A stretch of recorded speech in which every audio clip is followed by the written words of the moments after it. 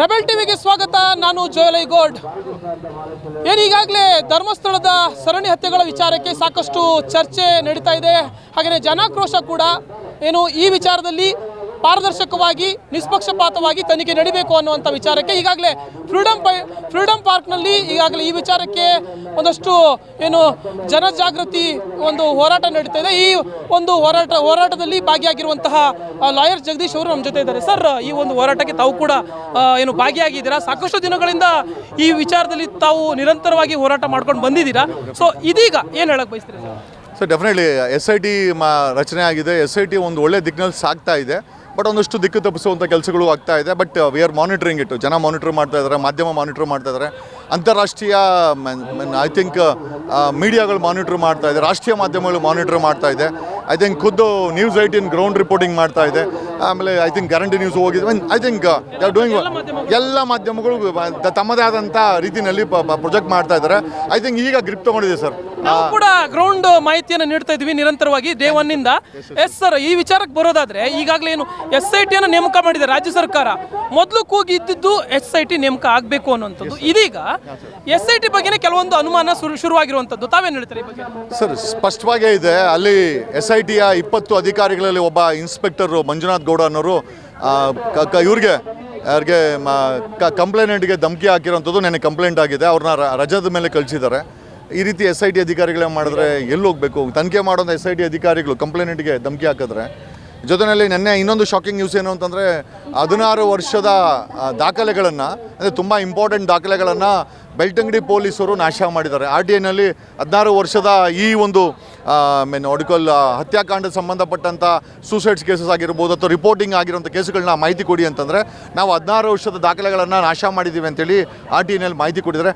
ಒಂದು ದೊಡ್ಡ ಮಟ್ಟದ ಕೊಲೆಗಾರರನ್ನು ಬಚಾವ್ ಮಾಡುವಂಥ ಷಡ್ಯಂತ್ರ ಸರ್ಕಾರದ ಭಾಗವಾಗಿ ಪೊಲೀಸ್ ಇಲಾಖೆ SITನಲ್ಲಿ ಬೆಳ್ತಂಗಡಿ ಪೊಲೀಸರು, ಆ ಮಂಗಳೂರಿನ ಸುತ್ತಮುತ್ತ ಪೊಲೀಸರು ಮಾಡ್ತಾ ಇದ್ದಾರೆ. ಶೋಚನೀಯ. ಬಟ್ ಆದರೂ ಹ್ಯಾಂಡ್ ಕಫ್ ಅಂತೂ ಹಾಕ್ಸ್ತೀವಿ ಸರ್. ಸರ್, ಮಿಸ್ಸಿಂಗ್ ಕೇಸ್ ವಿಚಾರದಲ್ಲಿ ಸಾಕಷ್ಟು ಚರ್ಚೆ ಆಗ್ತಾ ಇರುವಂಥದ್ದು ಈ ಸಾಕ್ಷಿ ನಾಶ ಅನ್ನುವಂಥದ್ದು. ಯಾಕೆಂದರೆ ಇನ್ ಕೇಸ್ ಮಿಸ್ಸಿಂಗ್ ಬಾಡಿ ಅಥವಾ ಅಂದ್ರೆ ಕಳೆಬರ ಸಿಕ್ಕಿದ್ರೆ ಸೊ ರಿಲೇಟ್ ಇರಲ್ಲ. ಯಾಕೆಂದರೆ ಅಲ್ಲಿ ಮಿಸ್ಸಿಂಗ್ ಕಂಪ್ಲೇಂಟ್ ರಿಜಿಸ್ಟರ್ ಆಗಿರುವಂಥ ರೆಕಾರ್ಡ್ಸ್ ಇದ್ರೆ ಮಾತ್ರ ಪೂರಕ ಆಗುತ್ತೆ. ಇದ್ರ ಬಗ್ಗೆ ಏನು ಹೇಳ್ತಾರೆ? Definitely sir. ಈಗ ಅಕಸ್ಮಾತ್ ಅವರು ಇದು ಒಂಥರ ಬೇಜಾರಾಗ್ತಾ ಇದೆ. ಏನೋ 16 ವರ್ಷದ ರೆಕಾರ್ಡ್ಸನ್ನು ಅವರು ಸುಟ್ಟಾಕಿರೋವಂಥದ್ದು. ಎಸ್ಟರ್ಡೇ ಇದು ಅಫಿಷಿಯಲ್ ಆಗಿ ಇಂಡಿಯಾ ಟುಡೇ ಎಲ್ಲರೂ ಶೇರ್ ಮಾಡ್ಕೊಂಡಿದ್ದಾರೆ.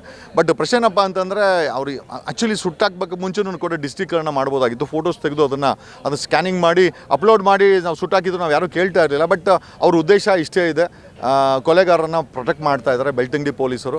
ಈಗ SIT ಅವರು ಇಲ್ಲಿ ಕಳೆದ 16 ವರ್ಷದಿಂದ ಯಾರ್ಯಾರು ಕೆಲಸ ಮಾಡಿದ್ದಾರೆ, inspector, sub inspectors, concern investigation officer, ಅವ್ರಿಗೆಲ್ಲ ಸಮನ್ಸ್ ಕೊಡಬೇಕು. ಅವ್ರು ಬದುಕಿದ್ರೆ ಅವ್ರನ್ನ ಕರ್ಕೊಂಬಂದು ಇಂಟ್ರೋಗೇಟ್ ಮಾಡಬೇಕು.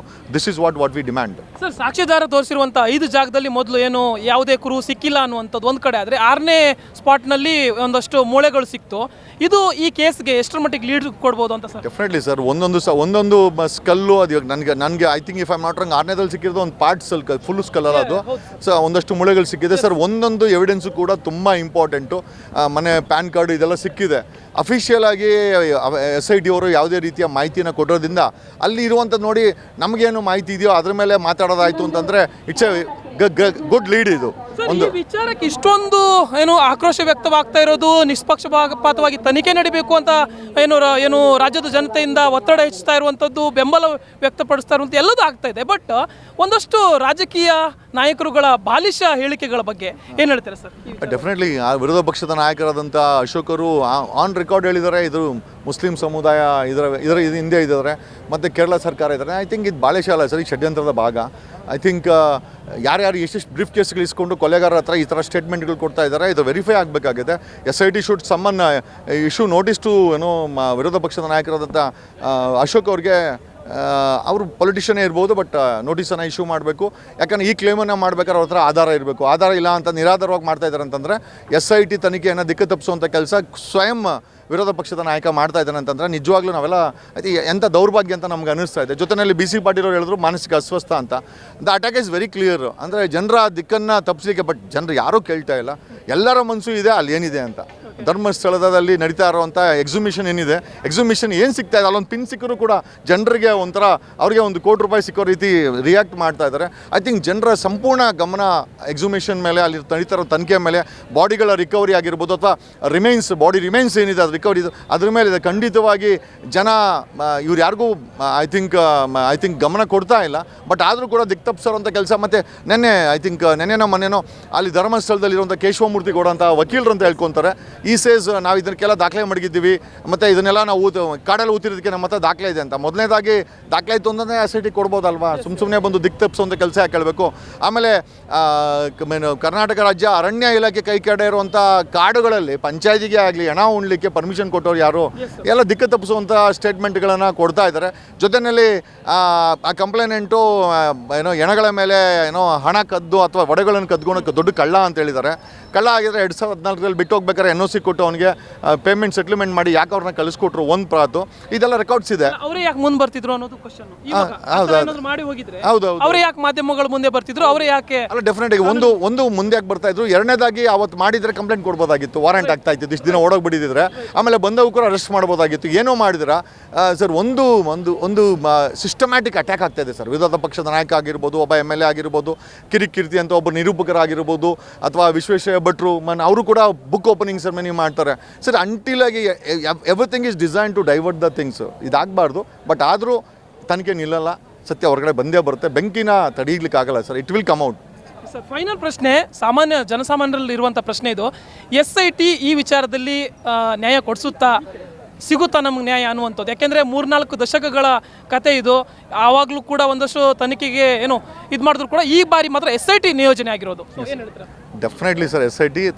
SIT ನ್ಯಾಯ ಕೊಡುತ್ತೆ. ಸಿಗ್ತಾ ಇದೆ ನ್ಯಾಯ. ಈಗ ನೋಡಿ ID ಕಾರ್ಡ್ ಸಿಕ್ಕಿದೆ ನಮಗೆ, ಅಲ್ಲಿ ಪಳವಳಿಕೆಗೆ ಸಿಕ್ಕಿದೆ 6th ಬಿಟ್ಟಲ್ಲಿ. 8th ಬಿಟ್ಟಲ್ಲಿ ಸೀಲ್ಡ್ ಮಾಡಿಕೊಂಡು ಅವರು ಎಕ್ಸಿಬಿಷನ್ ಮಾಡಿದ್ದಾರೆ. ಆಮೇಲೆ ಆ 8th ಬಿಟ್ಟನ್ನು ಎಕ್ಸಿಬಿಷನ್ ಮಾಡಬೇಕಾದ್ರೆ SIT ಅವರ ಮುಖದಲ್ಲಿ ತುಂಬ ಟೆನ್ಷನ್ ಇತ್ತು. ಸೊ ನಮ್ಗೆ ಅನಿಸಿದ ಪ್ರಕಾರ ಅಲ್ಲಿ ತುಂಬ ದೊಡ್ಡದಾಗಿ ಸಿಕ್ಕಿದೆ, ಹಾಗಾಗಿ ಅವ್ರ ಮುಖದಲ್ಲಿ ಟೆನ್ಷನ್ ಇತ್ತು ಅಂತ. ಇದು observation, public observation, camera observation, ಮಾಧ್ಯಮದ ಅಬ್ಸರ್ವೇಷನ್ ಮುಖಾಂತರ 8th ಬಿಟ್ಟಲ್ಲಿ there something very very mysterious ಅದು ಸಿಕ್ಕಿದೆ ಅಂತ. 13th ಪಿಟ್ಟು ಸಹ ಅಥವಾ 13ನೇ ಪಿಟ್ಟು ಏನಿದೆ ಅದು ಕೂಡ ತುಂಬ ಮಿಸ್ಟೀರಿಯಸ್. ಯಾಕಂದರೆ 1ಕ್ಕಿಂತ ಹೆಚ್ಚು ದೇಹಗಳನ್ನು ಅಲ್ಲಿ ಊತಿದ್ದಾನೆ ಅಂತ ಆತನೇ ಹೇಳಿದ್ದಾನೆ. ಸೊ 8th ಮತ್ತು 13th is going to make a difference sir. ಒಂದು ಸಣ್ಣ ಮೂಳೆ ಸಿಕ್ಕರೂ ಕೂಡ it's a greater evidence which will lead ಇದೆ. ಆಮೇಲೆ ಎಲ್ಲದಕ್ಕಿಂತ ಹೆಚ್ಚಾಗಿ ನಾನು ಒಂದು ಕೇಳ್ಕೊಳೋದೇನು ಅಂತಂದರೆ, SIT ಅವರು ಒಂದು ಕಡೆ ಇನ್ವೆಸ್ಟಿಗೇಷನ್ ನಡೀತಾ ಇದೆ. ಈ ಕಂಪ್ಲೇಂಟ್ ಏನಿದ್ದಾನೆ, ಕಂಪ್ಲೇಂಟಲ್ಲಿ FIR ಅಲ್ಲಿ ಮತ್ತು ನ್ಯಾಯಾಧೀಶರ ಮುಂದೆ ಒಂದು ಹೇಳಿಕೆ ಕೊಟ್ಟಿದ್ದಾನೆ. ಏನಂತ ಹೆಸರು ಹೇಳಿದ್ದಾನೆ, ಅವ್ರುಗಳಿಗೆ ಸಮನ್ಸ್ ಕೊಡಬೇಕು ಇಮಿಡಿಯೇಟಾಗಿ.